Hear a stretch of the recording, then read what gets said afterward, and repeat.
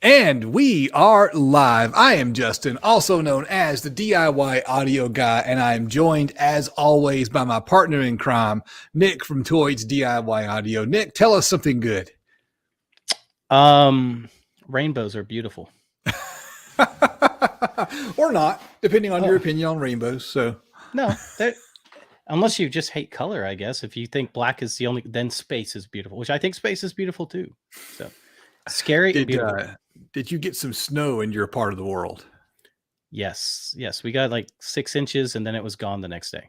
That is your typical kind of Tennessee snow. It was 60 degrees earlier in the day, and then out of nowhere, the snow came in, and I woke up in the morning and the snow on the ground, and by the middle of the day, it was gone.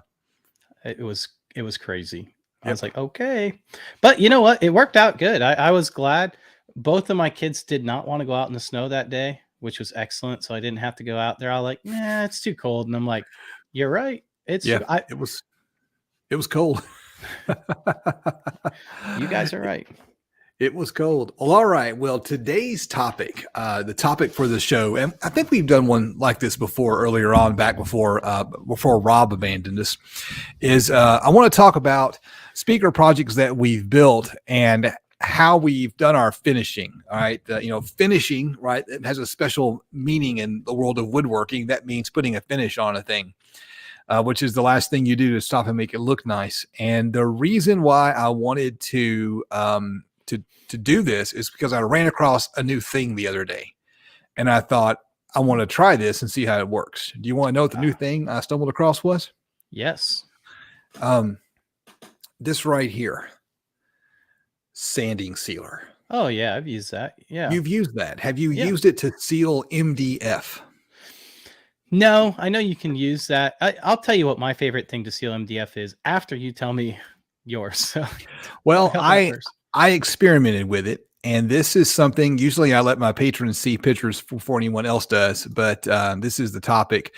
I've got some speakers, a kit from Parts Express that's been just sitting around for a couple of months. I've been meaning to get around to it, and I assembled the kit and I started to work with it, and I just sprayed.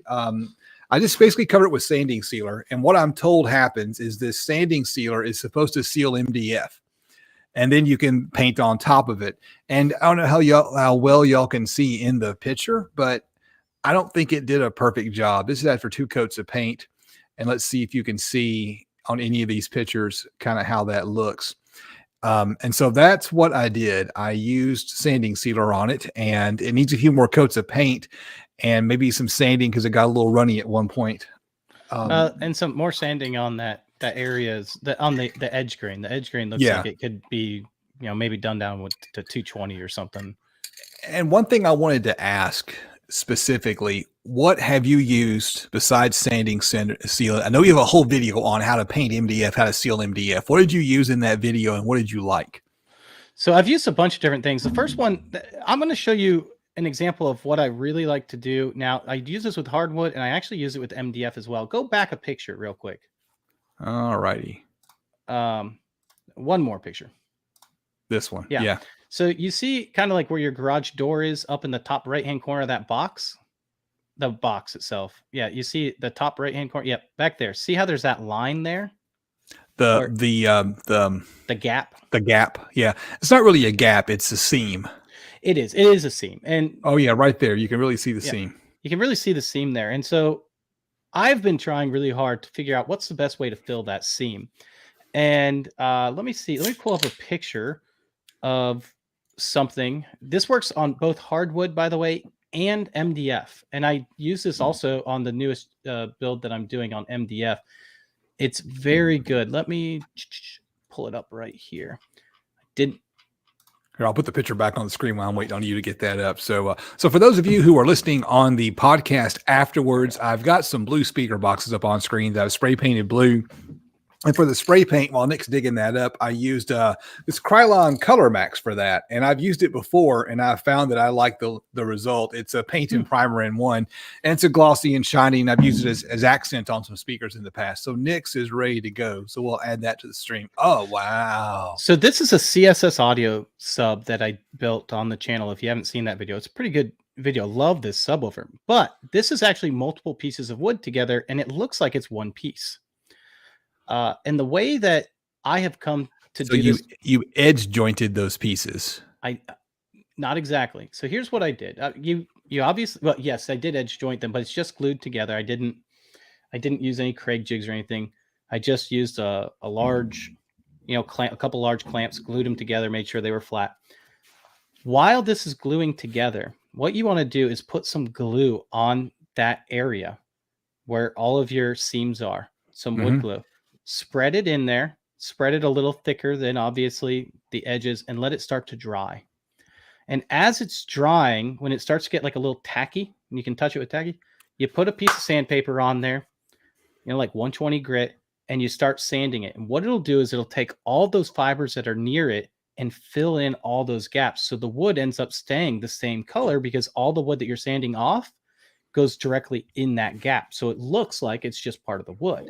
And it also works with MDF, although MDF, all it does is just fill the void. It looks like MDF still, but it kind of fills that void. And I've had great results since I've started doing that. And for me, for getting those edges down, that's the way I do. The only thing to think about is you will ruin that piece of sandpaper. That sandpaper will be done because it'll clump up on there.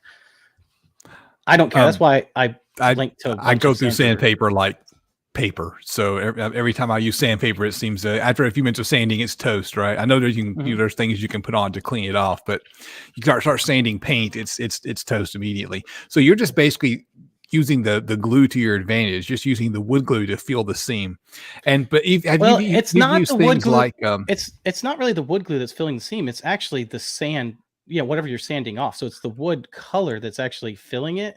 It's the wood. It's the sand is just the glue is just keeping it there in place. Gotcha. So that's the reason why you can't really see where these pieces of wood have glued together. And for me, that's the best way to do it. What kind of wood glue do you like to use? Type 2, which I link to it, and I buy it by the gallon. Yeah. So I usually use Type Bond too. I usually buy it by the gallon, but every now and then, like my mother-in-law for Christmas will put some glue in a Christmas stocking for me. It's always whatever's available at Walmart, which is usually the Gorilla Glue wood glue. And what I find is I like that actually better because it doesn't seem to stain the wood as bad. Type Bond 2 will really put a yellow almost stain on it. If you get sloppy with your glue up, you've got a heck of a mess. And I've never been able to get around that. I've never had an issue with that. I think most of the time it just comes down to not sanding it enough because it'll end up. So here's the best way to do that. First of all, I think is when it's done and clumped up, you don't have to wipe anything off. Most people start wiping it off in the middle. Unless you're sanding it, like I just said, then you'll do it. But otherwise, just take a chisel at the end and just scrape it off because it'll get big chunks on there and it'll just come right off. Okay, I'll try that in the future. I've got to do a better job on my glue up. So you know what? I've learned this from a lot of this. I learned from my cousin, who's actually a professional woodworker. She does beautiful furniture, and so some of this is nice to have learned from her. She's given me a lot of tips, which is great. Nice to know somebody that knows how to do something. So that's always important. All right. Where are we at now? Do you have another project you want to show off and talk about how you finished it? Because I've got a whole pile of pictures that I can go to at any time. Well, one of the things I want to talk about is a lot of people want this gloss type finish that's on here. Yeah. On this sub. And I have it actually on a couple builds. I'll show you. But this is epoxy. And epoxy is one of my favorite things to finish. If you're willing to put, some effort into it. It will give you that glossy, shiny look, just like this. And then not only that, and it's a 2-part epoxy. The Total Boat's a good one. The one that I linked in there is the one that I use the most. But you can also use mica powder. And mica powder allows you to give it a different color. So by itself, it's clear. But with mica powder, like so all this... Tint it. Yep, exactly. And this is epoxy right here. But all these blue things are epoxy with LEDs behind it. And that's just blue mica powder. So gotcha. You can tint it, and you have all kinds of options. Like you can do, I like that. Yeah, that's the Dynas with the blue epoxy going right down the middle of the front. That's baffle. Nice. That's real nice. I like that. When you do the epoxy, you said you use Total Boat. Do you ever use liquid glass? So I said I've never used liquid glass. I said Total Boat is a good one. I use I can't even remember the name of the brand. I'd have to look at what it is on the thing. I always just keep it in my Amazon. You know, I just look at my past orders. What did I order? What did you order last time? It worked. It worked. Keep ordering it. Yeah, exactly. It kept working. So for me though, I epoxy can be forgiving as long as you mix it right and get yourself a good spreader. And you can do some really cool things with epoxy. You'll get that nice bar top look. And it looks like the company that I use is Pro Marine. So Pro Marine. Yeah. All right. Do you do epoxy at all? I've never worked with epoxy. I mean, that's not entirely true. I have used like 5-minute epoxy, but that's a different thing. And I'll give you an example right here. I grabbed some pictures of this. This is add to stream. There we go. This is my home theater build. This was featured on the channel. I built it about this time last year, and I know we talked about it before on the live stream. But I use 5-minute epoxy, just a clear 5-minute epoxy to epoxy the ports in. So those who are watching on the live stream, it's a subwoofer with 2 big round arrow ports. They didn't have screw holes or anything, so you just had to adhere them somehow or another. And first time I'd ever worked with 5-minute epoxy, believe it or not. I do this stupid thing where the first time I try something, I film it and put it on YouTube, and I feel like I look like an idiot all the time. But people keep watching the videos anyway. So. And I was really freaked out when I got epoxy everywhere, but after it dried clear, and you couldn't tell I'd spilled anything. You can't see it in the pics.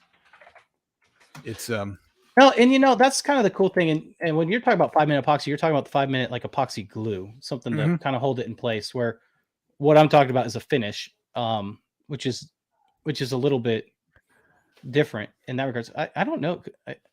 The thing that is cool about epoxy in general is if you get your mix right and you have a good spreader, it will spread evenly. And you know what? Let me show you one other picture real quick. Let me pull it up because this to me is one of my favorite looks of all the speakers I built. It's the Dyna's boombox. I built this actually for my mom. I gave this to my mom, and she's like, she's super happy about it, which is nice.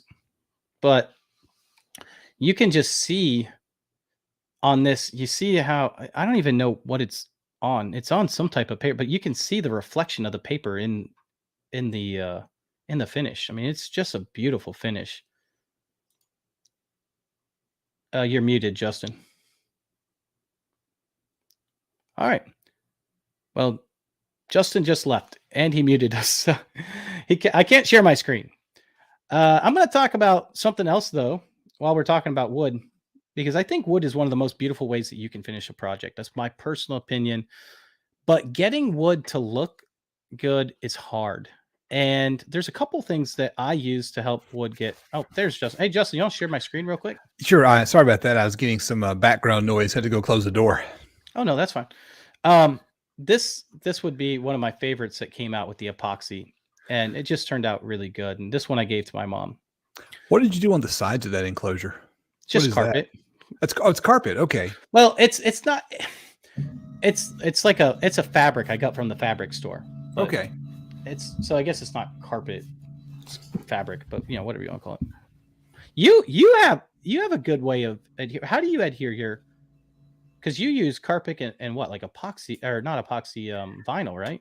I've used several different things over the years, and one thing, in fact, it's in the picture here. I didn't think about this. I didn't realize I had it, but there is right there on the right hand side is my center channel, and the front of that it's a vinyl.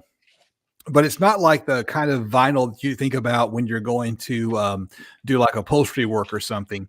It's a carbon fiber vinyl veneer that's really thin, like a veneer.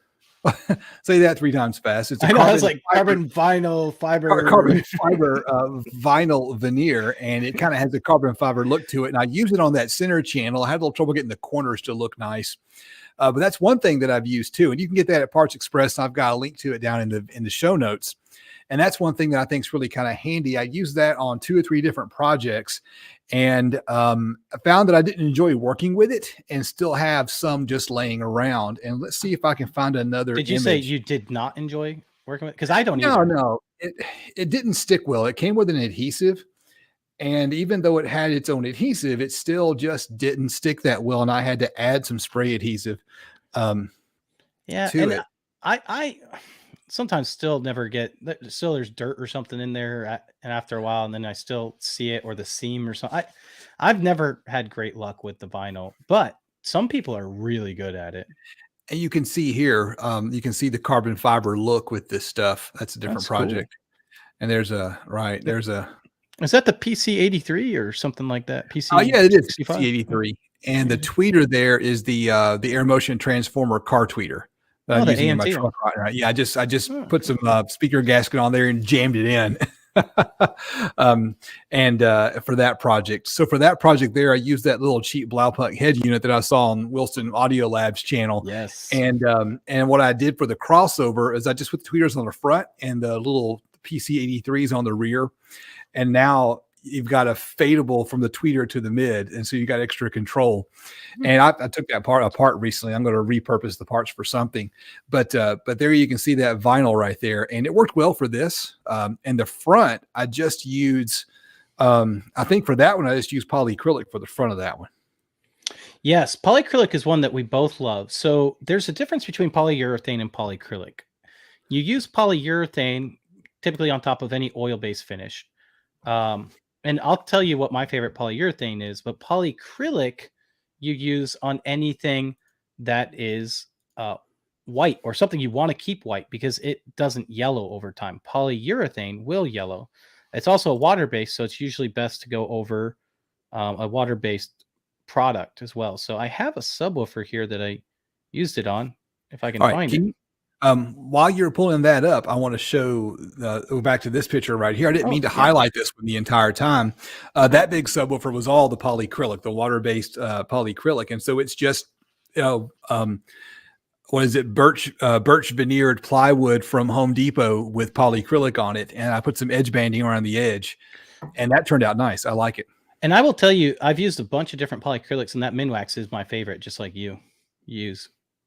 That's the only one I've tried. Let's see what you got here. Oh man, is that the voxel? It's a voxel sub. It was a custom one I built for one of my patrons. And this has a piece of cherry down the middle I put in there, but I used white paint, and I wanted to seal it so that it wouldn't get scratched up being moved, especially since I was shipping it. And so I used that polycrylic on it, and that's great. And yeah, that was powered. You can see I put a little, potentiometers on there and power box. What did he say? Oh, it was I thought it was a big long funny comment there. Do a box build, all the finishing on the inside of the box and bracing on the outside, plexiglass window to show off the inside. There'll be some YouTube evergreen content right there. For sure.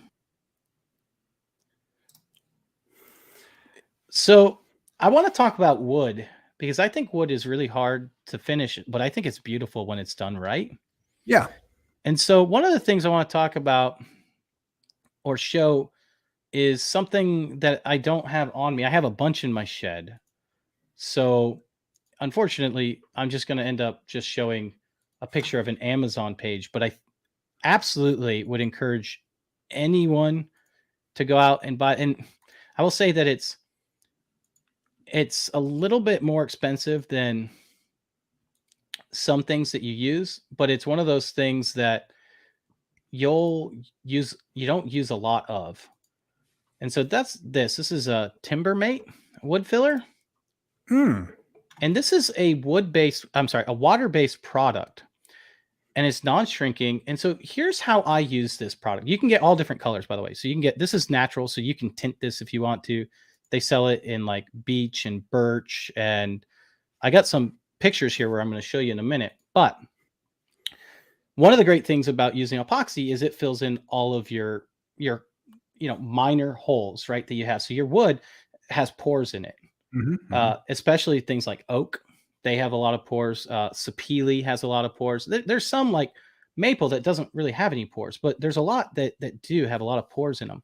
what you do is you take this, you stick it in like a cup of some kind, like a plastic solo cup, and you add the water until you get the consistency that you want. You just keep adding water, and then you take a any type of brush you want. I usually just use like one of those foam brushes, and you brush it on the entire thing, and then you sand it once it dries, and it dries within 5 minutes. It dries fast. You can sand it down. You might have to do that a couple times, but you'll get a very flat finish. It'll fill all of those holes. And so when you're finished with it, you'll get something like that. Oh, you know what? I'm sharing the wrong screen. Well, so you'll get something like this. Guys, I apologize. This is all the screen sharing is complicated because you're talking and trying to share at the same time, and before you know it, you've clicked on the wrong thing. It's all on me, though. Here you go, Justin. This is the screen share. So if you take a look at this, you don't see any pores in this, and that's because I filled it with that first. You also don't see the product. It blends in. If you use the right color, it's going to blend it. Now, if you want to use a different color to kind of accent, you can do that as well. But look how solid and flat the finish is on the wood, and then take a look at how not solid and flat the paint finish is, right? This gives you a glass-like finish after. So you'll sand it down, and then you'll finish it with like polyurethane. For me, it's that General Finishes. I linked that in there. Me and Justin were talking about that before. Use Armor Seal. If you've never used it, it is the best finish, period. Just go buy it. You're not going to find it at Home Depot or Lowe's. It's too good for that. You might find it at a woodworking shop if you have one in your I've seen it at the woodcraft store in the town. The town I live in doesn't have a woodcraft store. I have to go to a nicer town to go to a woodcraft store. It's a 45-minute drive past mansions and stuff to get to a woodcraft store. Yeah, I have one that's also like 40 minutes away. I just, but you know what? It lasts for a long time. You can put it on with a foam brush or even a cloth, like an old rag. So, but yeah, I'll tell you, that's the way to get a flat finish on your wood. Like if you're tired of seeing, you know, the pores in the wood, put that on there, sand it off, work with it a couple times, and you will love that. And that little bottle that costs a lot for Timbermate will last you the entire year, unless you're doing like a million projects. And you just put it over the top and sand, you said. Yeah. So basically you'll dilute it to whatever consistency you want, right? So this isn't something you paint over. This is something you only like stain, dye, whatever over. Okay. And then you put it over you just mix it on in with water until it gets whatever consistency you want. You fill in all your pores, and it'll have, you know, whatever color that is. It'll have like a slight like haze over it of whatever that color is. So you're going to sand that off, and you'll see it'll end up becoming super flat. Then you can finish it. It's by far, and you'll do this before you add any stain, before you add any dye, before you do anything. It's a great way to finish one. I've got to throw a comment up real quick here. It looks like Regular Guy Audio, the COVID has made it to his house. Sorry to hear that, man. I think that Nick and I have both had it at this point, and hopefully it'll be a mild case, and y'all will not have to have too much downtime. Absolutely. No, you are definitely in our thoughts and prayers, man. Yeah, that's not fun at all. So Mullen Performance Audio said it's a pre-stain, and no, it's not. It's a wood filler. It fills in the pores. That's all it does. So one of the items I'd grabbed was pre-stain conditioner, since he mentioned that. So nice segue there, Mullen Performance Audio. Thank you, sir. So the pre-stain conditioner is different than that. That's a wood filler. So V13 asked if I said armor finish, and I didn't. I said R finish, like the letter R. It's in the channel description, though. Down in the show notes? Yeah, whatever you call it. The description of the video. So yeah. I'll see if I can get a link up there, but keep going. Do you like that pre-stain?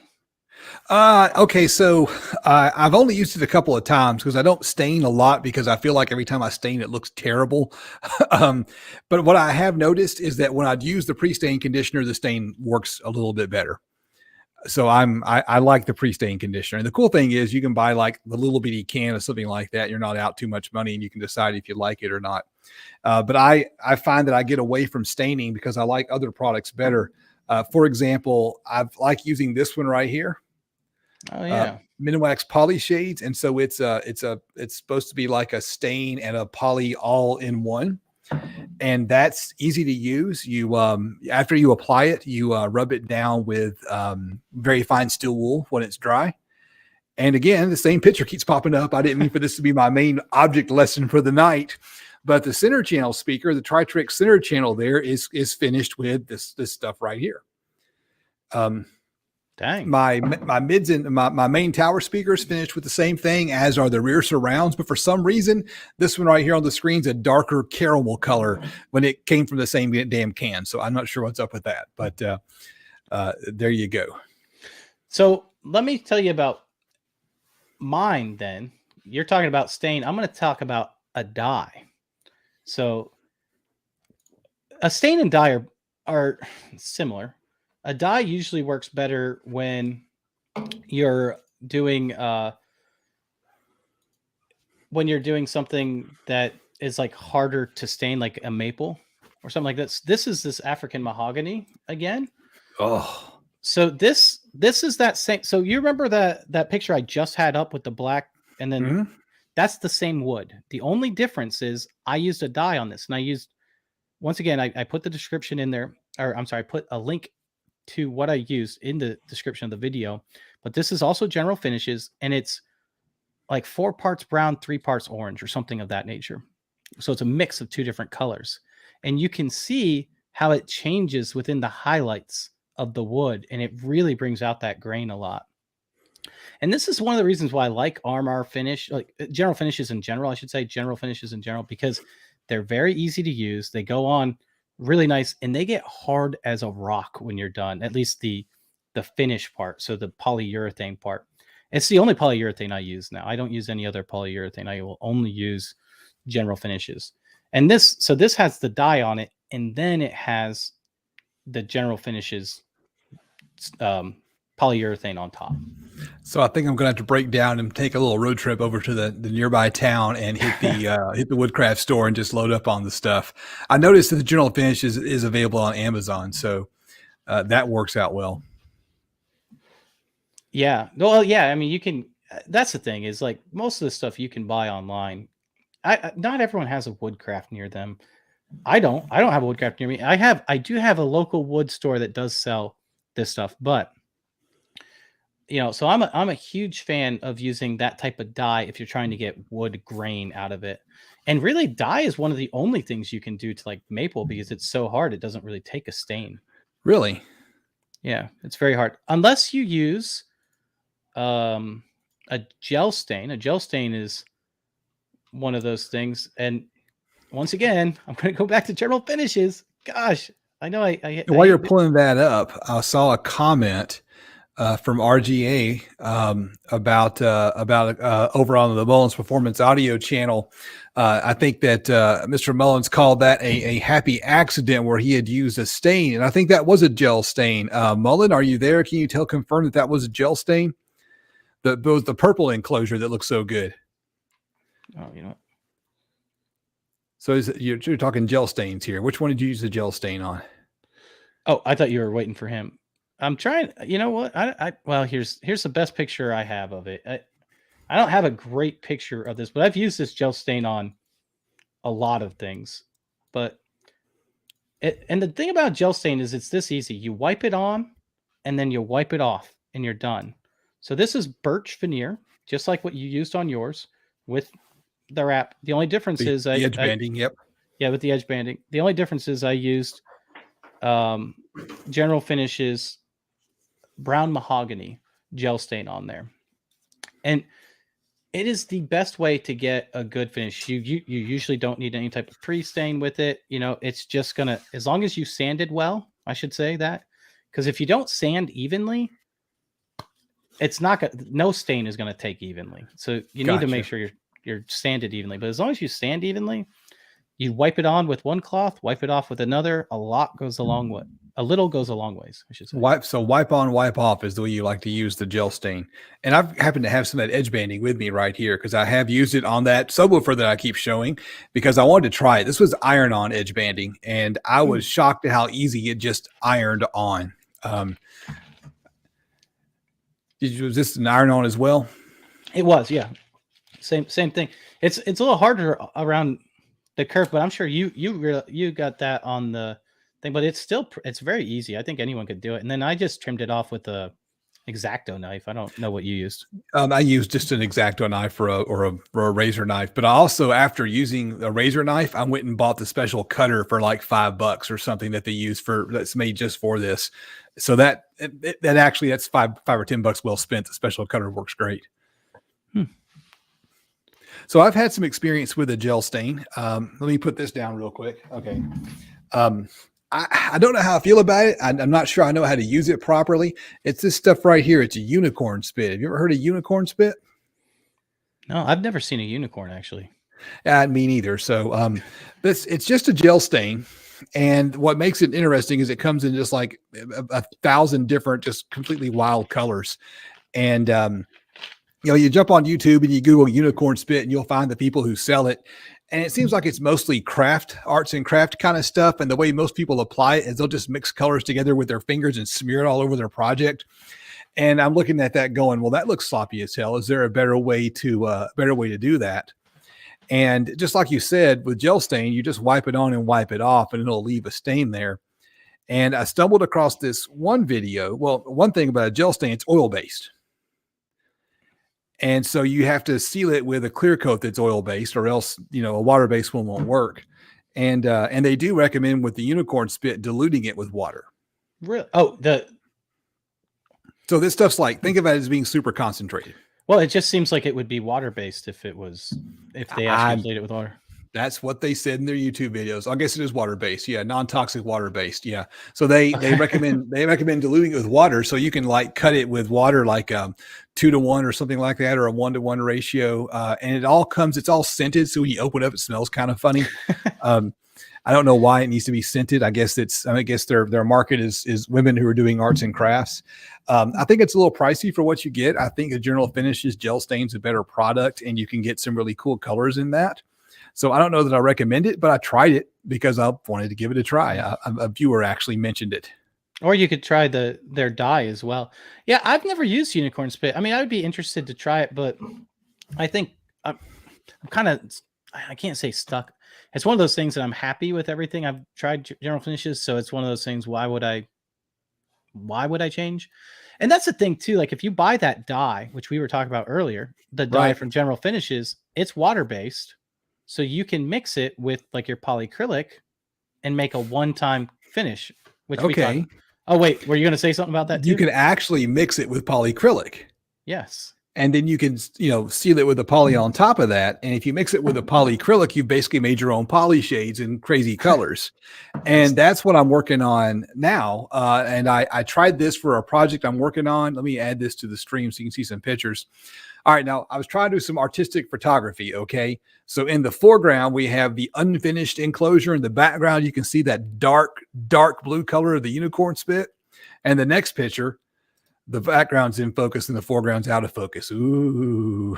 I like it. I'm trying to do a little better job of my photography here. I take a lot of stills whenever I do this. And so here's the project. So what I did, and I mixed it with the polycrylic and then sanded it. And the idea is to sand it till I can start to see some of the wood finish kind of pop through. So my hope is to get a little peak of wood grain popping through and see kind of how that works. So this is a project that, again, I usually show this to my patrons first, but I wanted to show pictures tonight.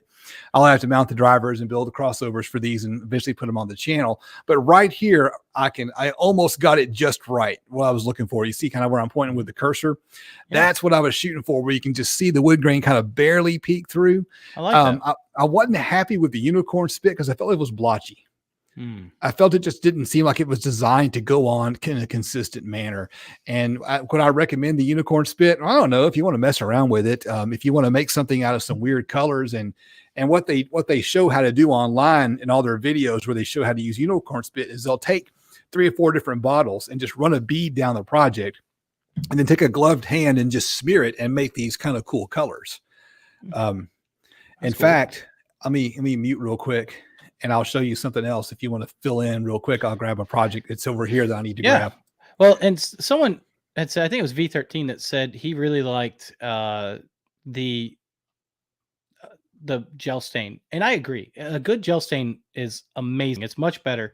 And the truth of the matter is, if all you've used like is Minwax regular stain and things that you buy typically at the hardware store, you're missing out. There are much better stains out there. There's much better finished products out there that you can get a much more even and consistent coverage with. For me, I like General Finishes. That's been my go-to, but there are other ones as well. We talk a lot about the role of diminishing returns. So when do you buy something where the money all of a sudden is now it's not worth buying? And I'll tell you, with a good finish, that's one thing that you can spend your money on because it is going to make your product much better and probably a lot easier too. What were you gonna say? Okay. I made this just as a little holder to hold my Steve Mead test devices. Oh yeah. Right. And what I did was I used the white unicorn spit and the blue unicorn spit, and in between I kind of mushed them together exactly to kind of make a fade look. And I thought that looked pretty good for a quick little project that I was just like, let's try this out. You know what I'd be interested in is if you covered that with like 10 coats of polycrylic or like a gloss polycrylic, or maybe even some like epoxy or something. I bet that would really make that shine. Yeah. I bet it would shine. That's what I need to figure out how to do next, how to get things to shine like that. That shine you have on your projects is something that I can't seem to figure out how to do. So what else do you have? You have a bunch of good what else do you have? I've been talking a lot. I want to see some other ideas that you have. I feel like I've been doing all the talking. I grabbed a ton of pictures, and so I always like to, there's always something I can share. So here's, go ahead.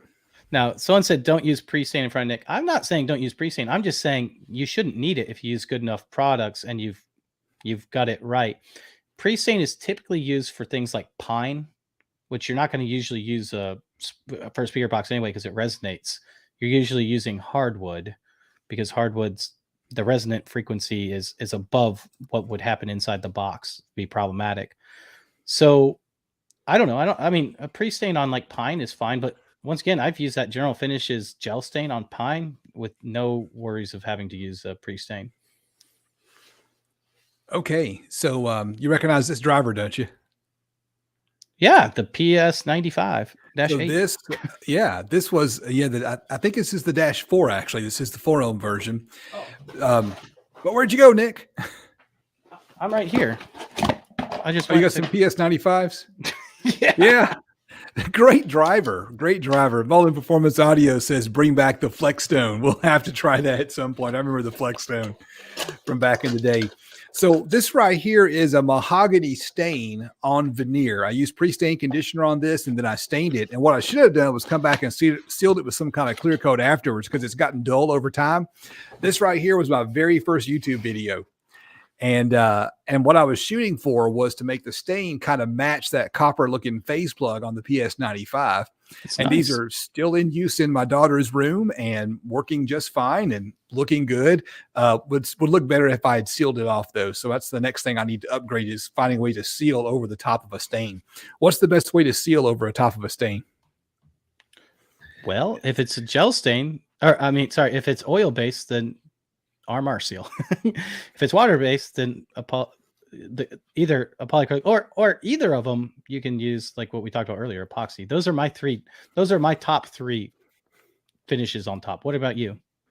I'm not sure, right? I'm not an expert on how to make the finish look just right. I need to get better at making those clear seals over the top so they look better. What do you put it on with? Oh, I think I just used an old sock for this one.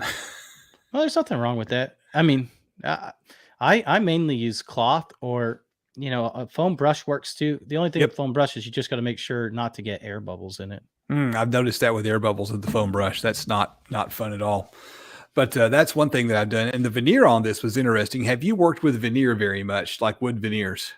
You know what? I really don't use much veneer. You're way more advanced in that. So what do you use for veneer? So let me see if I can find a picture with some veneer.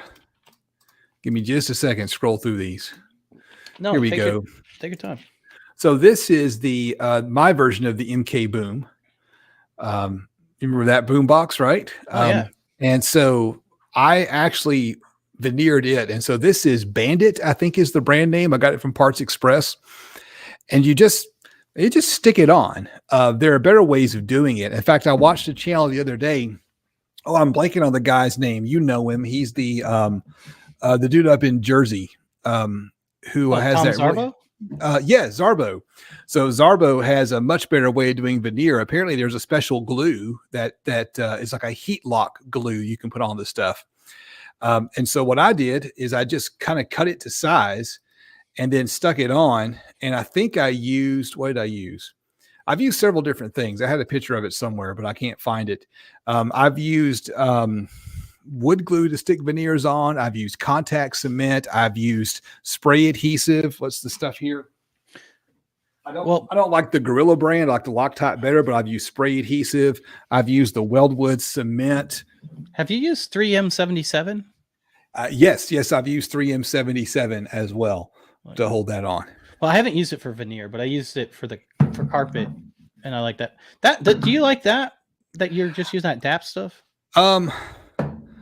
Yes, I like this, but it's messy.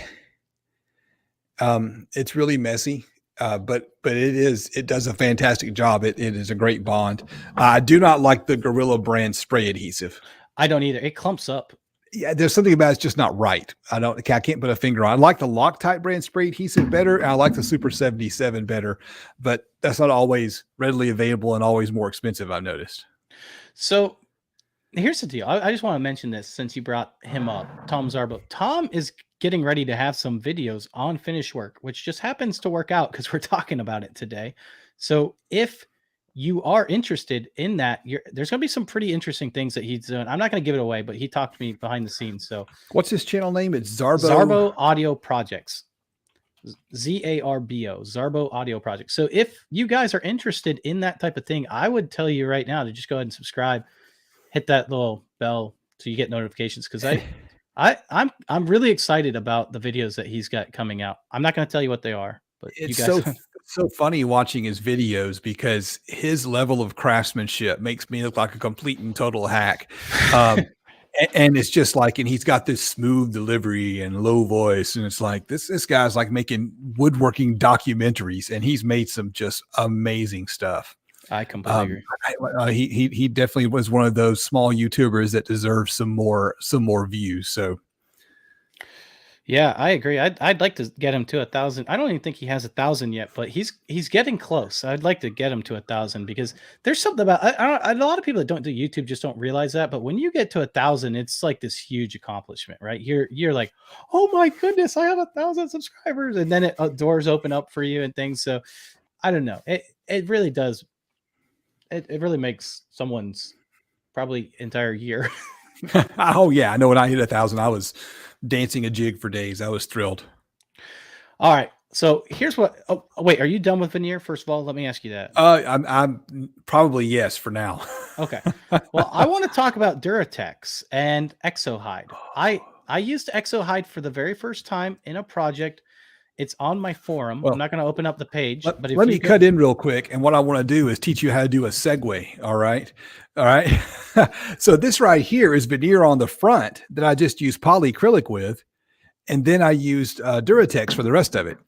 And I was shooting for that contrast to go from, a light color to a dark color. And so now you can talk about Duratex. So what's your experience with Duratex, Nick? Well, let me tell you, first of all, Exo-Hide and Duratex are basically the same thing. Exo-Hide is Parts Express brand. I love it. I used it for the first time the other day. Goes on thick, goes on easy. A little goes a very long way with Exo-Hide or Duratex. I don't care what brand you're talking about. Exo-Hide, the only thing is it only comes in black. So this comes out kind of like a bed liner. It's not completely flat, but because of that, it can hide a lot of, I would say, sins that you have in your finish work. It's not going to hide them all. You still need to make things look as good as you can beforehand, but it will hide a lot of them. And the Duratex I like because you can buy Duratex in white and you can use any water-based dye to change the color. So the Exo-Hide I like because it's cheaper. And as long as you want black, you're good to go. I didn't see any white Exo-Hide. So if they have them, I haven't either. No, I haven't seen it. But yeah, I would, a huge fan. If this is like your first thing, you just want a bit, or if you're building something that you're moving from place to place, gives it a nice hard finish on the outside. Might scuff or whatever, but it's not going to damage the speaker usually. So that's a good thing. So I wanted to show this while we're talking about Duratex, if you don't mind me, and Exo Hide as well. So this is a Kicker Comp R sitting in a prefab box. I think that's the Q-Bomb box. So a lot of prefab enclosures these days are coming with the bed liner or rhino liner like finish. And so this Duratex and the Exo Hide are a lot like that, but really it looks more like that crinkle elephant skin look that you get on professional like audio equipment, like you would expect for stage equipment. Absolutely. And it's supposed to be waterproof, or at least water resistant. And if you get that first coat on, it makes a really good seal, and it's very, very water resistant. And I've been meaning to actually maybe make a video and cover a piece of MDF with it and throw it out in the rain and see what happens, just to see how water efficient it is. I've got some old Polk Audio marine grade subwoofers, and I might just make a sealed box and stick it out in the rain and see how long it lasts, both with and without. So here's my thought on that. And I don't know the answer to that, but my thought would be you'd want to put it both on the inside and outside, especially if it's going to be ported, because otherwise it will expand on the inside. Yeah. Mm-hmm. And then it will rot through, but your outside will look great. So here, I'll share this. This is the Exo Hide, and you can see this is while it was still wet, and you can tell. And this stuff dries pretty fast. Oh, like 30 minutes between applications. Oh yeah, it's very fast on there, but it comes up with that nice little textured finish.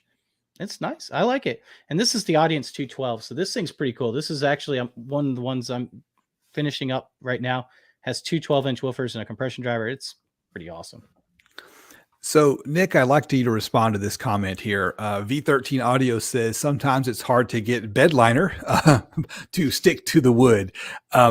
I've never experienced working with bed liner. Have you ever had a problem getting the Duratex to stick to the wood? I have not. I've never. No. But I almost always use it exclusively with either MDF or plywood, but I've never had an issue with that. Yeah, I've never had an issue either. It's always adhered to the MDF or the plywood just fine. I honestly, that is my favorite way to cover a speaker. It is completely idiot proof. If you can barely hold a paintbrush, like this is the stuff you want to use. It's almost impossible to mess up. The only thing I would say is buy the rollers that they recommend. Yes. So other people will try. Some people spray it on, and you can do that. It's water-based, so you can dilute it with water. And they'll tell you, they have a big old thing about, what not to dilute it to. Because once you dilute it too much, then you change basically the formula of it, and it doesn't work the same way. For me, I just roll it on. It goes on so thick that really, after one coat, you could probably be fine if you did it good enough. Yeah, if it's thick enough, one coat's fine. Yeah. Yeah, and I bought so listen to this. So I bought the Exo Hide. This is the first time using Exo Hide. It was for this project. I bought a gallon of this. It got shipped to me. I opened it up, and there was Exo Hide all in the box. And I'm like, oh no. So I contact Parts. I didn't look inside the container, but it was open, and there was Exo Hide all over. So because it was wet still, and I'm like, I don't want to look in there. So I contacted Parts Express, and this is what I love about Parts Express. Contacted Parts Express, and they said, we are so sorry. We're going to get another one out to you right away. Keep the other gallon. If there's anything left in it, you can do it. So I waited for it all to dry on the outside. It was a mess. It wasn't all completely dry. My hands were like black. I should have put some gloves on or something. But I opened it up, and almost the full gallon was still in there, which was crazy. So now I ended up getting 2 gallons, which is awesome. And I don't even know how it opened up, because it has that, that thing that you have to rip all the way around. Mm-hmm. It's a plastic container, right? Yeah, it's plastic container with that plastic little. Yeah. But anyway, it was pretty cool. I have no idea what I'm going to use all that for, because I've got now like 837. Well, I've got 2 gallons, which will be like for 837 speaker projects. Okay, so the easiest way to cover a speaker, and now I want to go to what I think is the hardest way to cover a speaker. Ooh. What's that? All right, a little segue. And that is to use like a vinyl upholstery. And this is the thing that I've had the most trouble trying to make look good. And I made this enclosure and put the video up on my channel, and I probably just shouldn't have put the video up because it was so bad. I was trying to cut some grooves, and as you can see, my router walked a little bit. My grooves weren't straight. And this is vinyl. It's I went to a local fabric store and bought this. This is the least forgiving material I've ever worked with in my entire life. Really? I've always wanted to do this. I've never done it. And it was hard to get the corners right. And I thought that they say things like, put it out in the sun on a warm day so it's nice and pliable. I did that. It was a weather probably in the 70s and right in direct sunlight, and it was nice and soft and supple, and I still couldn't get it to wrap around the corners and everything. And I had a horrible time trying to get it down into those grooves. You need better tools for that kind of thing. Oh, we had him on the channel a few weeks ago. The guy, the big fabricator we had on, James, he's got some tools that he shows on how to use this stuff. And I had a hard time working with it. In fact, after I built this box, I went and made like a beauty panel just to see if I could pull it off or not. And as you can see, I did a whole lot better. My grooves were straight and my corners were not as bad, but not perfect yet either. So, and I probably wasted a week of my life trying to do this and never got any better than this right here. Very unforgiving material to work with. Maybe I'm using the wrong kind. Maybe I need to buy a higher quality vinyl, but no, this was not fun to work. Yes, I have a heat gun. Did that help at all, or? I don't feel like it did. No. But here's the thing to remember: the first time you do something, you're going to do it wrong, and you'll stumble your way through it. And so many people try something for the first time and go, I'm bad at that. And it's just unforgiving and hard to work with. And, some practice, I got better, but it'll be a long time before I feel like I'm ready to make something like that and put it up on the channel. The notorious RVH said, hey, Justin, that's why I use foam under it. Yes. So he used it on his previous build. It's the same stuff that you stand on. You like buy at Harbor Freight, that stuff that you can stand on, the anti-fatiguing foam material. Oh, yeah. Like like your shop mat. Yes. Gotcha. And yeah, some vinyl does stretch better than others, and they make an automotive 4-way stretch vinyl that stretches a lot better, but it's not handily available. I was searching for some online back when I was working on this project, and when I found a good deal on one, shipping wasn't free, and when I found free shipping, the deal was terrible. Go figure. It's expensive, right? You're going to pay for it. And when you consider the expense associated with it and how hard it is to work with, I just can't recommend that anyone mess with it unless you just really want the challenge. Someone had asked earlier how much you need for an average size box. I think they were talking about Exo-Hide or Duratex, but we'll answer it for both of them. That's a quart, right? Yes. 1 quart would be more than enough for a pair of speakers, average size speakers. Don't you agree? Oh, plenty. More than enough. I, a 4 cubic foot bandpass box, and I had plenty left over for smaller projects. In fact, the smaller sub I just showed a few minutes ago, that was a Timbermate W6 build. Let's see if I can pull that up real quick here. I've got too many pictures, y'all. So, yeah, I grabbed a whole bunch of pictures. And that box, while you're pulling that up, that box that I showed is 58 inches tall, 16 inches deep, and 14 inches wide. Ends up being like almost 6 cubic feet. I covered that whole thing in 2 coats, and I didn't use like hardly any of the Exo-Hide. Yeah, like a 4 cubic foot net enclosure, and it still had plenty left in the can. And this is the same subwoofer I was showing earlier. This is the back of it. I covered the back in this material and the bottom as well. You can see this lip on the bottom. I use this material, so it's very versatile. There's cool. A good shot of the lip right there. So you can see the lip here. So this is so the bottom, that lip is this stuff. Oh, that's Duratex. Oh, so the bottom of the enclosure and the back of the enclosure is Duratex, and everything else is the polycrylic. That's cool. I like that. Yeah, I had about a year on my channel where I just was real big on dark and contrast. Right, I want a light color and a dark color side by side. So here's the thing that I think we've come across too while we're talking about all this. The products that have been kind of the most money, like the Timbermate, is pretty expensive for its size. At least it looks like it. Duratex looks like it's pretty expensive, or Exo-Hide look like it's pretty expensive for its size. Even like your polyurethanes, they seem like, like General Finishes seem pretty expensive for their size. what you forget about is those products go a long ways, a lot longer than your cheaper products. Like that gel finish for general finishes, you're not going to use like, you're going to have that for like ever, as long as you keep it closed well and, keep the air out of it. Well, this stuff right here, once you dilute it, I mean, it lasts forever. You don't need a lot of it. And that's why I think a lot of people get afraid of like buying the more expensive finishes, but those more expensive finishes typically last so much longer than your inexpensive finishes. I know, like buying a stain, for example, right? Like a Minwax stain. I'm not a big fan of just Minwax stain. I'm just not. And some people will have better results for it. I don't like it.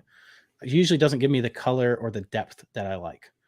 But one Minwax coat, you're usually coming back and doing a second or third or fourth coat. Where general finishes, you put one coat on, you wipe it off, an hour later, you're ready to finish your project. And the other thing to consider too, time is money. And even though, I don't get paid to make speakers, I'm just doing this for fun and to show off and show my projects to people. Something like this, like a can of this is what, $40 probably? This Duratex, how much is a can of it, Nick? Something like that. And you go and you buy some sanding sealer or some pre-stain conditioner, and then some sand and some kind of poly or to put on top of the sand to seal it, or the stain to seal it. By the time you do all that, you've bought 4 or 5 products. You're making 4 or 5 passes. And I go back to why this is just the most idiot-proof thing on the face of the earth. 2 passes and you're done. It dries in 30 minutes. If your box is finished on Saturday, you're finished with the finishing on Sunday, and you're ready to load it up and go and go for it. It is just crazy simple. And I would say anyone that's building like a home theater and you want like a nice durable finish, bam, Duratex, Exo Hide, either one of those is a good place to go. And it does not have to be white or black. Like we said earlier, take the white one, get some water-based dye, put in there. You could probably even use that unicorn spit since it's water-based. Get whatever color you want out of it, and then paint your boxes. You're done. So I'm going to pop this on the screen real quick, because I wanted to show that that enclosure that I had trouble with the front. The back, I just used carpet. And this carpet right here, I got it from Sonic Electronics. Haven't seen it for sale since. It was already adhesive backed. Oh, it was really nice. So we talk about like easy, right? Peel and stick carpet. I had a link to it in the video and I couldn't find it. It was out of stock, but none of this spray adhesive crap trying to get the carpet to stick. You peel the backing off and it sticks every bit as well as the Gorilla Glue, but not as good as Super 77 or Loctite. So I was real happy with the adhesive backed carpet. Do you have any carpeted mini enclosures, Nick? Well, we saw the one earlier. And there's another one that I did carpet that I showed, but most people don't realize it's carpet. So I'll pull it up real quick. Let me go ahead and just share that screen. This was a subwoofer that I built a long time ago, and it's basically a Sono sub. So it uses a Sono tube, right? So one of those cardboard Sono tubes.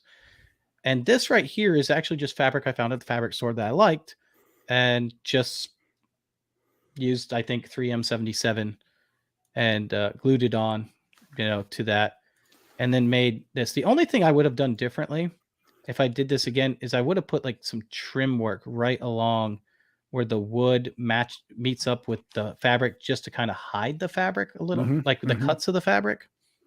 Yeah. But other than that, it turned out really well. And this was almost more like a vinyl, like it was real tough. And I wanted that. This I built for the theater room just for fun. It's just a little 8-inch sub. I just wanted to do something kind of fun and also work as an end table. You talk about the fabric, Nick. The same store where I bought the blue vinyl that I just showed you, tons of different vinyls and fabrics. And they had some vinyl that looked like a cork board. Oh, that's cool. And you know what? That would look pretty wicked on that Sono sub right there. Yeah, you think so? Well, the other thing though for this is I wanted something more like a vinyl, because if someone was down there and they spilled something on it, I wanted to be able to wipe it off really easy, because it was an end table, right? So if the base is hitting real hard and the drink falls off, I want to make sure I can clean it off. I still have this. Actually, it's sitting in my garage, not being used. But I took the amplifier out because I wanted to use the amplifier on something else. But all right. I'm going to add something to the stream here. Since we talked about carpet briefly, this is the very first enclosure I ever carpeted. The holes are not the same size. That was two 12-inch passive radiators. And I just used the spray adhesive for that. And so that looks good. Carpet's pretty straightforward. The challenge on the carpet is getting the edges and the seam down, right? So the seam that runs down the back and the edges here. I'm a big believer in using a router to cut a groove, car audio fabrication style. So you've got a groove to press things into. That's much easier than anything else. Getting that seam is tricky, but what I've found is with this black carpet, you can take a little black spray paint if the seam is terrible and spray over it and kind of give it a little bit of camouflage. I feel like playing that "Don't Be Suspicious" song from TikTok over it when I'm doing it. So let me ask you a question on that. And I want to know what your idea. So a lot of times what I'll do is I'll overlap it. I'm curious if this is what you do, and then just cut it straight down the middle of the overlap. Like, where both pieces are, where you have two pieces. That way when you overlap it and you cut it off, it should stay. That was the intention, but I failed completely when I tried it in execution. So it didn't work well, is what you're saying. Well, no, just, first time, the first time you do something, if you expect it to be perfect the first time, you're being too hard on yourself, right? Things are never perfect the first time you try it. Now this one's a different one that I tried doing, the old trick from back in the day where you recess the ends 1/4 of an inch. And it just wasn't as smooth of a carpet seam. The fuzz on the corner, that's a result of letting the knife get dull. And so if you're using carpet and your X-Acto knife, whatever, those little slide knife things, if your knife gets dull, swap out the blade. Don't try to cut it with a dull knife. It's gonna suck when you do that. That's the main thing about the carpet. Sharp knife, take your time, find something to do to get those corners right. This corner up here was perfect and it was dull down here and the corner looks like crap. All right, so we've talked a lot about finishes. I want to know, what is your favorite way to finish a box? Because we've talked about a bunch of them. I want to know what your favorite way is. I'm leaning towards the Duratex just because it's so simple. Yeah. But I'm getting bored with it, so I need to do something besides the Duratex. Now the carpet that I use there is from Parts Express, and it's their cheaper carpet. They have 2 different levels of carpet they sell. And the cheaper stuff, if you hold it up, you can almost see through it. So you also have to paint it black before the maybe box. I've never been able to see through the carpet when it was on the wood project itself, but they just for a few bucks more, they sell, they call it Duraback or something like that. It's got a stronger backing on it. And so if you're going to use carpet, my advice would be to go ahead and upgrade to the slightly nicer carpet from Parts Express, or if you can find the stuff with the stickering, self-adhesive on the back.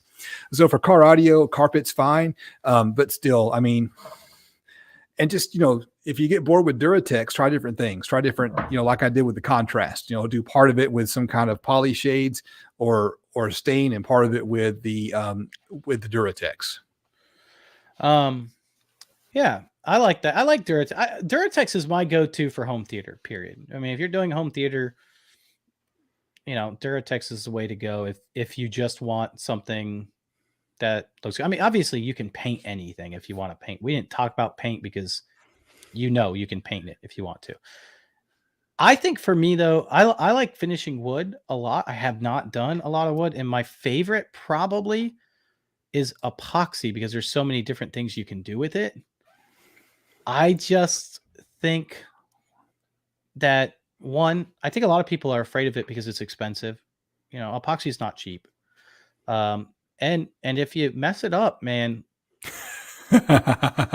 like you're probably making a new part. Like if you don't mix the properties right, and you have to have a heat gun. That's another thing I didn't mention. You have to have a heat gun.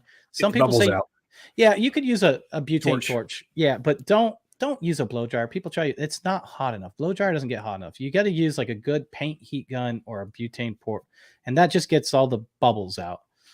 But yeah, I would say epoxy is my favorite, and it's the one I do the least. So, picking a favorite is hard to do.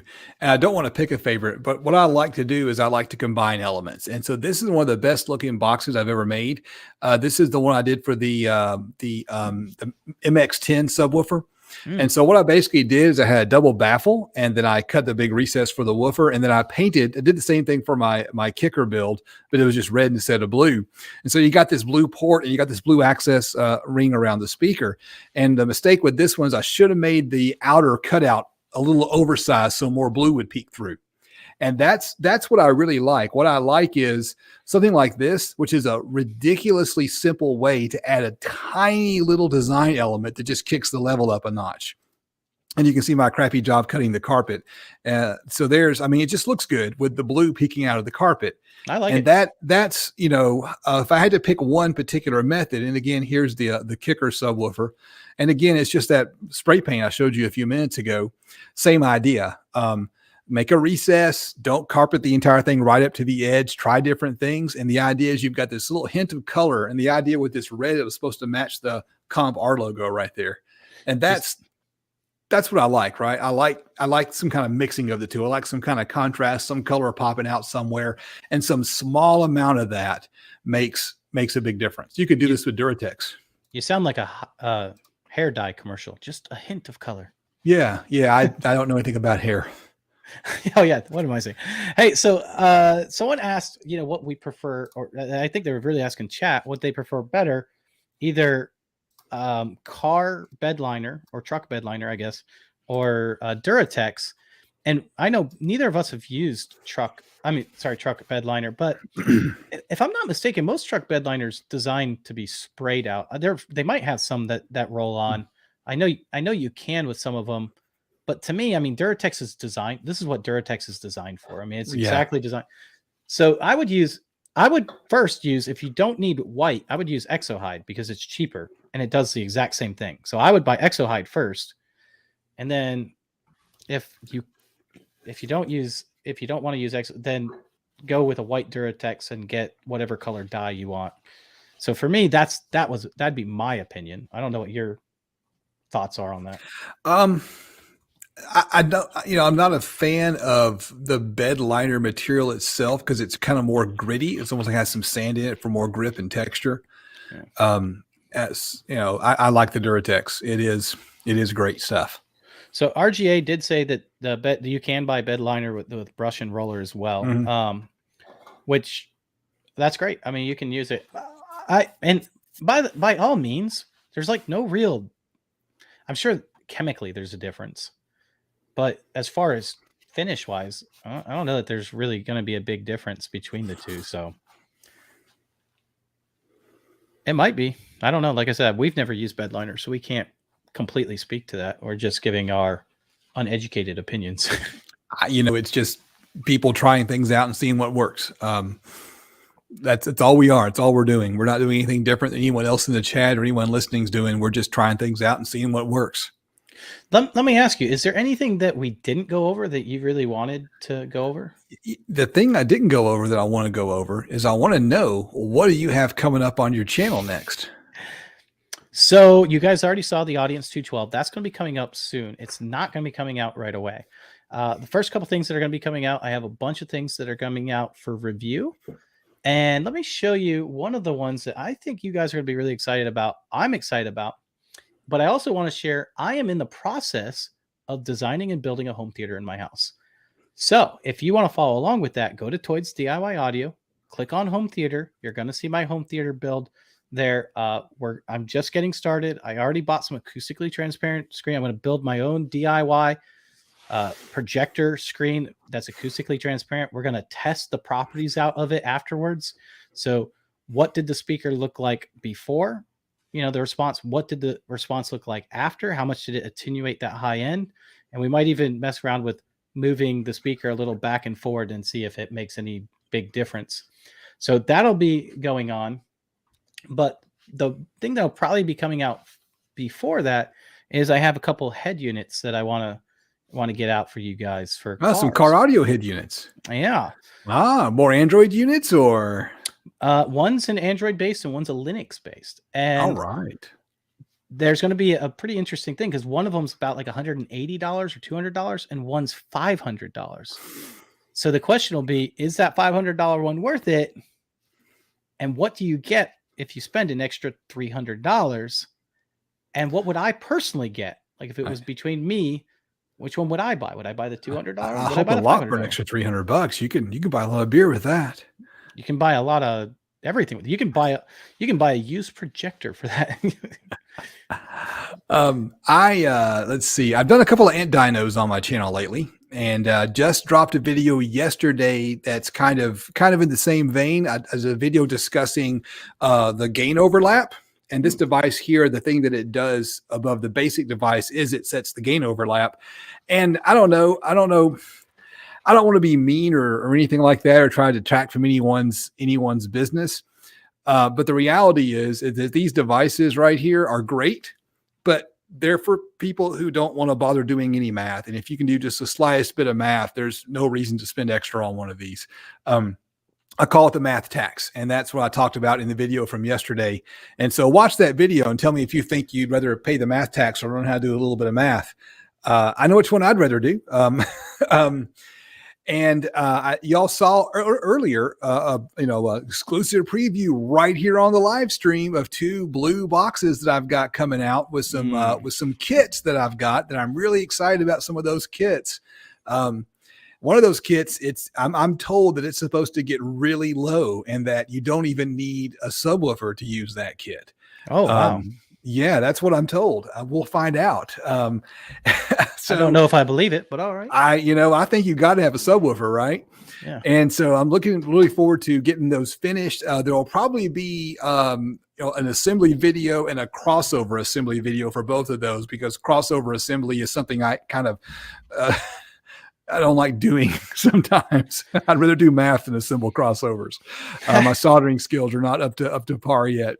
So there'll be separate videos. So that's probably a month worth of videos right there. And I do have an amp dyno filmed that I'll probably get that edited and up this week. And so I'm hoping next week to have another amp dyno. I've got something really special. I just want to say I'm really enjoying those amp dynos. You've been doing really good with those. I'm trying to do something different, right? I'm trying to mix it up. And I watch other people do amp dynos and I'm thinking, well, what can I do that's not like everybody else's? And that's what I'm shooting for. Well, and the truth of the matter is it doesn't matter, because so I just recently finished the Orchard Audio build, which a lot of you guys watched. It's doing really well. So I really appreciate everyone that watched that. That's a cool video too. So a lot of people ask all the time, like, hey, are you getting commission off of these sales? I'm not. Nothing off Orchard Audio. I just really like the product. I'm not affiliated with him. Now, having said that, that particular build, he sent me the actual test measurements of that amplifier, of each module. And each module, they tested just a little differently, obviously, because there's going to be a little tolerance there, but nothing within unaudible range. And that's what's really cool. So I have those test measurements say, hey, this is what you're hearing, and this is why it sounds so good.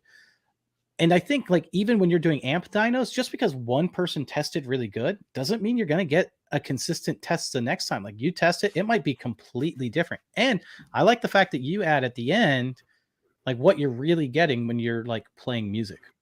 And what you'll see from that is that, I don't know, I kind of feel like the whole amp dyno thing, we take it too seriously. We really should be thinking about what's this amp going to be doing in a car, on music, in your home, on music. And no one listens to a resistor. That's correct.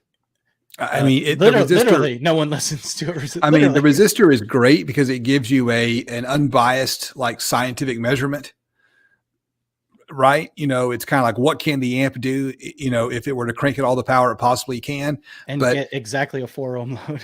And you're never going to have a 4 ohm load except at 1 or 2 magic points in the frequency spread. You're going to have impedance rise. I have a commenter on my channel who gets bent out of shape when I say box rise. He always has to jump in and go, oh, I'm calling it that. So impedance rise. And of course, there's the power factor too. So, what's it actually going to do? Your amp does double my power, but they did the same power on the sub. That's the kind of thing I'm looking at.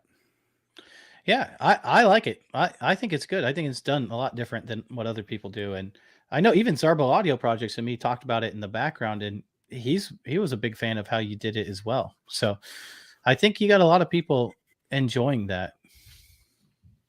Yep, we'll see how it goes. If more people, if the audience likes it and watches it, then I'll keep making them. But I'll experiment with it. I've got I've got 2 more amps laying around that I want to test just for my own curiosity, and then 1 more that I want to buy because it's cheap and I wonder if it does anything at all near rated power. But beyond that, if they don't see some traction with views, if people don't watch them, I'm going to assume no one wants to, and I'm going to move away from them for a little bit. No, I understand that. That's I recently found my niche, and I now know where it is. People got a little, you'll never make everyone happy. People are just silly. The Orchard Audio amplifier is a hi-fi amplifier, so it's expensive. It's not cheap, right? And I'm not saying anything bad because I have an SMSL right here that I love. Nothing wrong with it. Does Orchard Audio sound better? Significantly. Does that mean I hate my SMSL? No, I love my SMSL. It's great. And for what I paid for it, it's awesome. I would rather save $1,000 though. If I want the Orchard Audio, I would rather save over $1,000+ by building it though, because I know what's into it. I know how to fix it if anything goes wrong with it, and I know what wiring and cabling and connectors and everything I use. So I know typically what quality is in there. So for me, I would rather just save the money, build it to my specifications, and be done with it. That's not for everyone. Not everyone's going to want to spend that much money on an amplifier, and I get that. Don't do the Ice Power or do an SMSL, and one of those, you'll be happy. Well, and I think this is a good place to kind of wrap that up, that thought.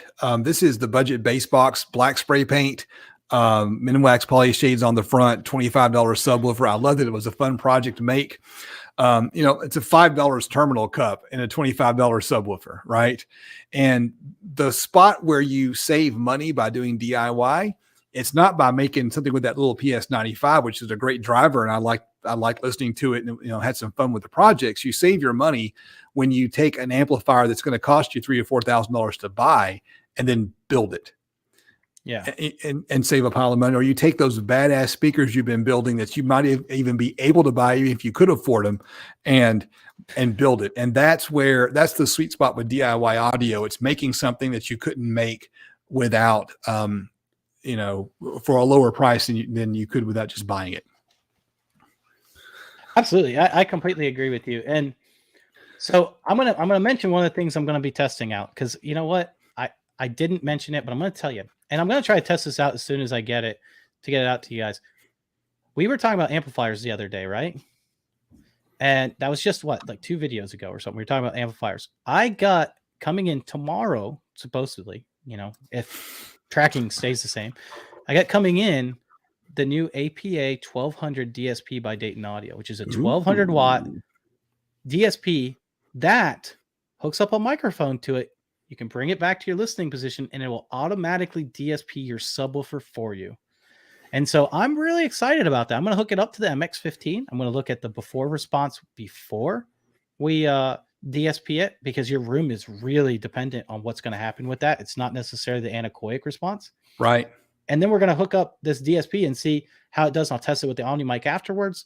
Is it worth the price? Because it's an expensive amplifier. It's about $600. But if it does a great job DSPing your system, dude, it is going to be so worth it. All right. I'm going to answer this one question. No, I have no intention of ever doing a DIY car amp. Well, actually, you could. I mean, you could take one of these 12-volt amps and just hook it up. I mean, it'd be that easy. Yeah, that's what I was going to say. Just take one of the new Dayton Audio DSP ones and hook it up. Yeah, I mean, that would be the easy way to do it. But I don't know. I feel like building amplifiers isn't fun for me, so I don't like doing it unless Parts Express sends me all the parts. Yeah. Well, yeah, of course. I don't see the value in doing a car amplifier one personally. I don't know, maybe there is, but there's so many. I feel like for the majority of part, car audio is about one thing and one thing only, and that's just as much power as you can get out of it. Right. And that's why there's so many amp dynos, right? It's because people want to know, do I get the power out?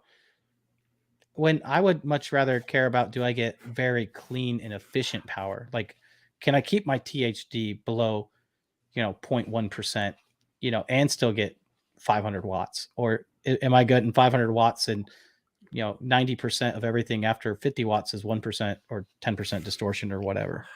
All right, Nick, we've gone over by about 20 minutes. Do you have any last words? No, I'm done. All right.